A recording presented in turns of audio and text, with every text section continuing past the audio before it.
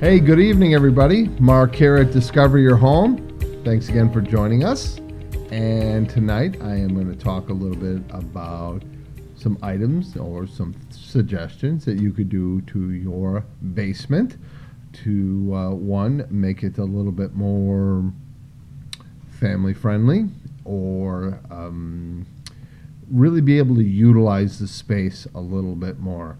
And it depends upon the cycle of your life and where you're at in the whole scheme of things. So I find with younger homeowners, we got got 2 or 3 kids, and where do we want to put them? We want to put them in the basement because it's not really, we haven't really done anything to it. It's unfinished, and we want to kind of do some things to really make it pop.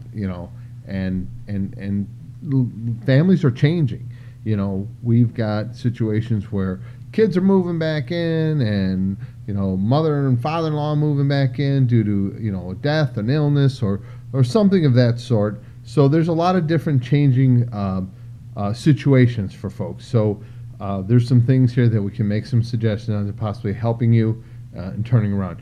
We find that a lot of times that basements are totally unutilized. They just don't get kind of their you got, say, a 2,000 square foot house, and you got 1,000 square foot first floor and 1,000 square feet of basement space, or roughly.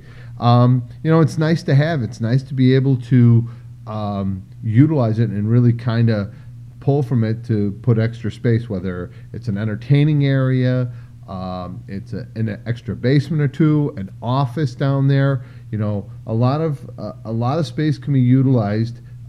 You make yourself extra bedroom for, like I said, maybe the college kids are coming back, or you need you've got somebody staying with you short term. It just depends on really what your needs are. We find that a lot of times, especially in the Chicagoland area, you're going to find homes that have basements that have water issues, either seepage or when you get the 100-year flood, like we've had lately. We had a pretty nice set of rain here the last 2 weeks, and you're going to have flooding basements. So I'm going to give you a couple suggestions on what you might want to do there in ways to not necessarily spend a king's ransom, but a way to kind of furnish your basement and in a very minimalistic way, but really get big results, especially when, like I said, you want the kids and take that old sofa, throw it downstairs, stick a TV on the wall. For me, who I have boys, that worked out great. All their friends would pile downstairs and run around and do their stuff. So what I'm going to suggest in a very cost-effective way, because if you're going to do a full-blown basement, it can run tens of thousands of dollars between drop ceilings, electrical, framing, plumbing, et cetera, et cetera, et cetera. So let's just look at a basement that right now is empty, and you've got probably some furniture and some boxes down there.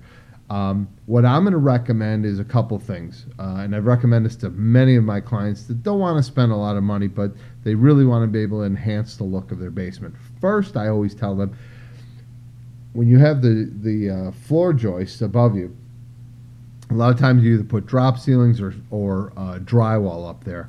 What I'm going to suggest here is either yourself, depending upon how handy you are, or have a contractor come in and spray those joists with a dark color, like a black.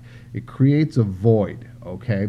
And then put your lighting down below there. So you can put in some nice LED lighting, some strip lighting, or even trying to think of track lighting would be a good one, where it's down and above it is black. You'll see it in commercial settings.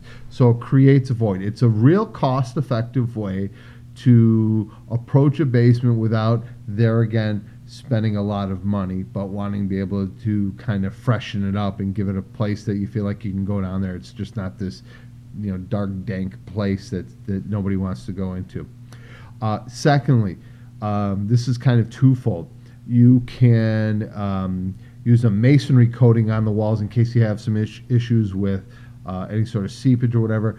Something to seal up the walls. Usually it comes in a white. Just paint the walls white. You can paint it another color, leave the concrete just with the white on there alone, or there again, freshen it up with a little bit of color to the concrete, and you'd be surprised. There again, you don't have to put in drywall walls. You don't have to run electric. Now you can run some electric, and they'll have to be done accordingly.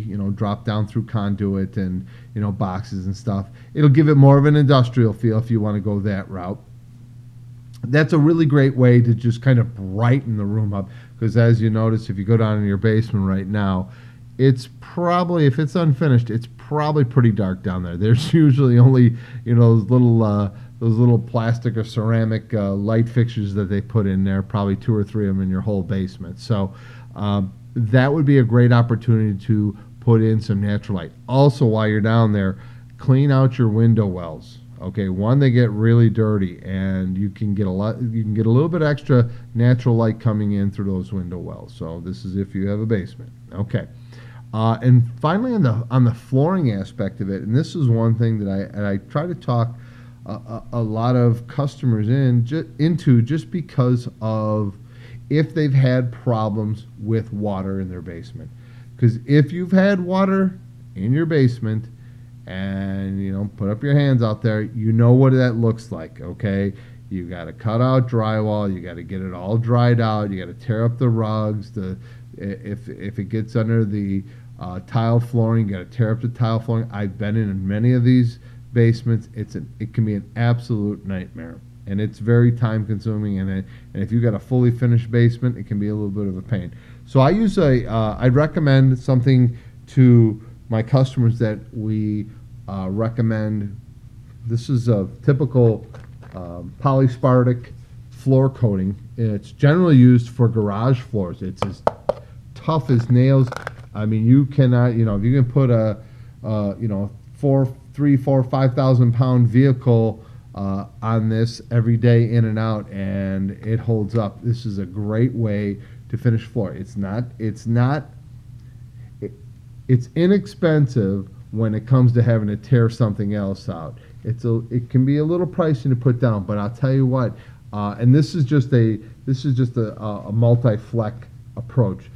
They also do like kind of an acid stain where they can make it a little bit more decorative. And honestly, I'll tell you what, it really does look good. You'll see that type of finish in some of your high-end food stores. I'm trying to think of one off the top of my head that I've been to lately. But you'll see it where they kind of acid stain it and they put a clear over it, and it really just gives a really kind of nice look to it. And they can do designs, and they can kind of make it look like wood, and I mean, it can get kind of crazy. But the great thing is, when that floor is applied, they grind the floor on. This is attached to the concrete floor. Okay, this is not coming off, so you don't have to worry about peeling this up when it's raining and you got 6 inches of water in your basement. You don't have to worry about this coming up. All you have to do is get it mopped up, cleaned up, and you're done.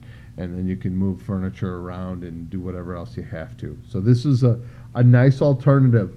I would say price-wise, very competitive if you were to put a tiled floor, a porcelain tile floor in your basement per square foot. Check with your contractor or just start looking around. But they do have many opportunities for this type of product and different variations of style with this type of product that you can put in your basement. At first it may not seem cost effective, but I'll tell you what, if you find that you're having rain and you get a little bit of water in your basement, you're going to be thrilled to death that you've done so, because now you don't have to be messing with that tear up. Even though the insurance company will probably cover it, and who knows, maybe they won't. But do you really want to go through the hassle of it? That's the question.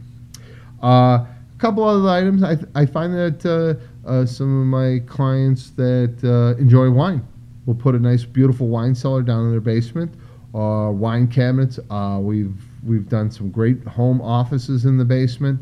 So, really get out there and utilize that basement space. I mean, you've got all this wonderful space underneath you. Maybe it's time, it's springtime now. Maybe it's time to do that spring cleaning. Get some boxes, get some stuff out of there. Kind of start putting a little vision to what you want that basement to look like. And like I said, if you got some kids and stuff, and you want an extra place for them to go, especially in the middle of Chicago winters, it's great to have the kids over, friends or relatives down in the basement, and it certainly will maybe give you a little peace of mind that they're at your home, and they're enjoying your home. So I think that's about it. And hey, I just want to thank you for joining me here tonight at Discover Your Home. I'm Mark. Have yourself a wonderful evening and a great weekend. Thanks again. We'll talk to you soon. Good night.